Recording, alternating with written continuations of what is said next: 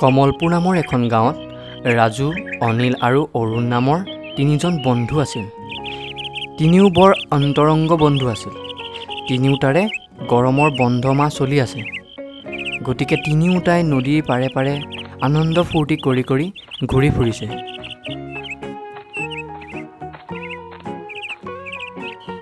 নদীৰ পাৰে পাৰে সিহঁতে পঢ়িবলৈ ঠাই বিচাৰি বিচাৰি অৱশেষত পঢ়িবলৈও এডোখৰ ঠাই পালেগৈ। তিনিওটাই নিজৰ নিজৰ কথা বতৰা পাতি পাতি নদীৰ পাৰতেই বহি আছিল। তেনেতে অনিলে ক'লে, এইবাৰ গৰম বন্ধত আমি ক'লৈকো ফুৰিবলৈ যাবলৈ নাপাম আৰু 10 দিনহে আছে, স্কুল খুলিবই। তাৰ কথা শুনি অৰুণে ক'লে, কিবা এটা ভাবাচোন, তিনিওটাই মিলি ক'ৰবাত ফুৰিবলৈ যাওঁ। বহুত দিনেই হ'ল ক'লৈকো ফুৰিবলৈ যোৱা নাই। তিনিওটাই বহি লৈ অকল সেইটোৱে চিন্তা কৰি আছে, ক'লৈ যাব, ক'ত ফুৰিবলৈ যাব, কি কৰিব।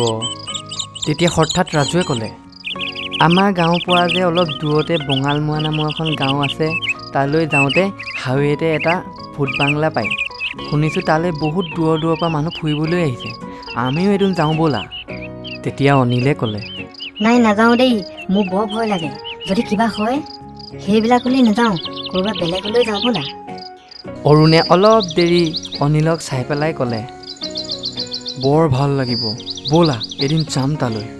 অনিল, তুমি মিছাতে ভয় খাইছা, সেইবিলাক একো নহয়।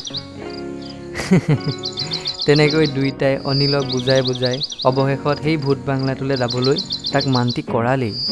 বহাৰ স্থানৰ পৰা উঠি সিহঁতে কেনেকৈ যাব, কি কৰিব, সেইবিলাককে আলোচনা কৰি কৰি আগুৱালে। সিহঁতে আৰু তাত ৰৈ নাথাকিল, এদিন তালৈ যাবলৈ ওলালেই। সেই ঘৰটোত আগতে বহুত মানুহৰ মৃত্যু হৈছিল, সেইকাৰণে সকলো মানুহে সেই ঘৰটোক ভূত বাংলা বুলি মানি লয়। আৰু সেই ভূত বাংলাটোত গৈ কি কি হ'ল শুনিলে আপোনালোকৰো বুকু কঁপি উঠিব। যদি শুনিব বিচাৰিছে তেন্তে আমাৰ চেনেলটো ছাবস্ক্ৰাইব কৰি ভিডিঅ'টো শ্বেয়াৰ কৰি দিব। সেইদিনা আছিল শনিবাৰ। তিনিওটাই ঘৰত কাকো নোকোৱাকৈ আবেলি 4মান বজাত সেই ভূত বাংলাটোলৈ বুলি ওলাই গ'ল। আৰু খোজকাঢ়ি খোজকাঢ়ি গৈ গৈ সিহঁতে পোৱালে 6টাই বাজি গ'লগৈ।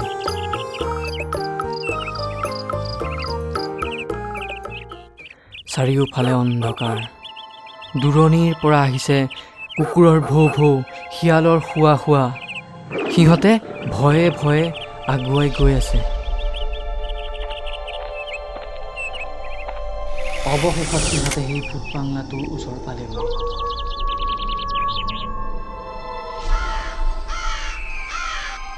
সিহঁতে দেখিছে গেটখন নিজেই নিজেই খোল খাই গ'ল। সিহঁতে চাৰিওফালে চাইছে, ক'তো এটাও মানুহ নাই। সিহঁতে চাৰিওফালে চাই চাই ভয়ে ভয়ে ভিতৰলৈ সোমাই গ'ল। সিহঁতে তাত গৈও চাইছেগৈ, চাৰিওফালে কোনো নাই। ৰাজুৱে হাতত এটা টৰ্চ লৈ গৈছিল, সি টৰ্চটো উলিয়াই ল'লে। সিহঁতে লাহেকৈ ভিতৰলৈ সোমাই গ'ল। ভিতৰত গৈ সিহঁতে দেখিছে গোটেই মকৰা জাল, ধূলি বালি, য'তে ত'তে ভগা চিগা বস্তু। সিহঁতে আৰু আগুৱাই গ'ল, আগৰ ৰুমটোৰ ফালে সিহঁতে আগুৱাই গ'ল।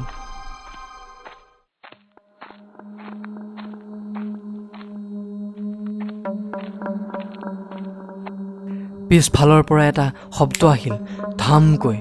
সিহঁতে যেতিয়া পিছলৈ চালে দেখিলে কেচ কেচকৈ ক'লা চকুকেইটা ওলোৱা দীঘল ৰঙা জিভাৰ এটা ভূত পিছফালে ৰৈ আছে। সিহঁত তিনিওটাই সেই ভূতটোক দেখি ভয়ত কঁপিব লাগিছে।